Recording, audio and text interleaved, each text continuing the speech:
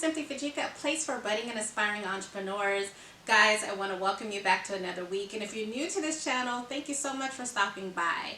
As you all know, we are going live on Mondays just for a little bit of Monday motivation. Okay, so for Motivation Mondays, we really go over a quote that really means something to me.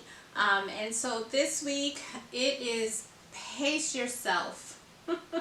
You got this. And I think, this morning when I got ready to do this video and I got ready to go live, I was thinking, okay, which one is going to speak to me? Because typically I have these types of things planned out. But today I was like, I think I just need to see what speaks to me. And this one absolutely speaks to me.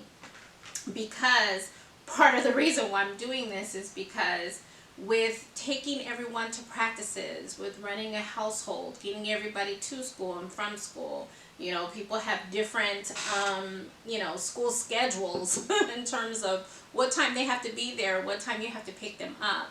And after all of that, you still have a business that you're trying to run and you're still trying to do things for yourself. So this one really spoke to me. Pace yourself, you got it. And so really, a couple of things that stands out to me is the best you can do, and sometimes the only thing you can do, is place one foot in front of the other and just move forward. Sometimes it can be a sprint, sometimes it can be, a relay, but sometimes it is a slow, concentrated effort just to put one foot in front of the other. And I think the biggest thing is as long as you keep going, that's the biggest thing. And sometimes that's all you can do, is just really put that foot in front of the other and just really keep it moving. In terms of how I pace myself, I try not to go blind into things. I definitely have lists. You guys know I like my checklist, but even on a daily basis, I think of, hey, if I want to feel good by the end of the day, what has to get done? Or what are some of those priority events? And I'm not quite sure where I learned this from, but, based on how your energy is, like my energy is definitely best in the morning, first thing. You might want to do those harder, bigger priority items first while you have that energy and attention to give to it. Because as the afternoon wanes and life begins to kind of take over itself, you're not going to have as much energy or that fresh brain power that you need to get that high priority item taken care of. So I just always suggest, even if it's just 2 or 3 things, I do on Sundays think of, hey, I need next week to be productive. What are some things that I can do in order to ensure that by the end of this week, I would have called it a productive, successful week.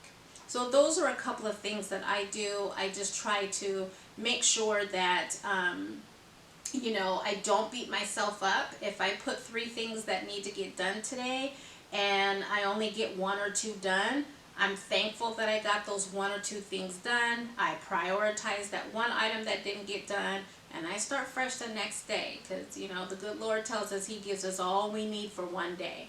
So I just make sure that I celebrate that I was able to get something done. And then sometimes you realize that maybe you have to rethink an approach for that last item that didn't get done. Maybe you didn't have all the tools or the resources that you needed to get that last item done. Definitely when I think of this too is pace yourself. For me, I definitely used to try to sprint at things, in other words, just trying to get things done as quickly as possible. I don't know why, but it was just a thing to kind of get it done quickly. And so I'm realizing, again, this is definitely not a sprint. This is not a race. While we want to get things done, we certainly want to make sure that we give 110% to everything that we do. And so sometimes that takes slowing down for a minute and, really enjoying. See if there's lessons that you need to be pointing out of there. Really taking that time to think through something. I'll give you guys an example. I had a friend recently who called me with an issue, and this person wanted to have a conversation with another person.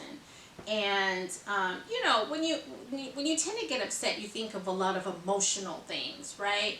But if you think of, and this is what I always do with myself, is what is the main goal you have? What do you want to take place out of that interaction? Let's fast forward and let's say that interaction is over. What do you want to have occurred from that? And then you can kind of back your way into saying, well, in order for me to see that result, the following three things need to happen. And so that could be writing down 3 points that you want to make sure you have expressed by the end of that transaction. It could be 2 or 3 things that I want to make sure was heard at the end of this transaction. So it's really a chance for you to take over the interaction instead of being a part of it and kind of taking a back seat and letting it happen to you. There certainly is a difference. So definitely, you know, actually, I will use another example for a good call. I was actually able to be on a call with a friend as she was being a part of a meeting, and this was an important meeting. And I remember thinking to myself, wow, she's so controlled in what she's saying.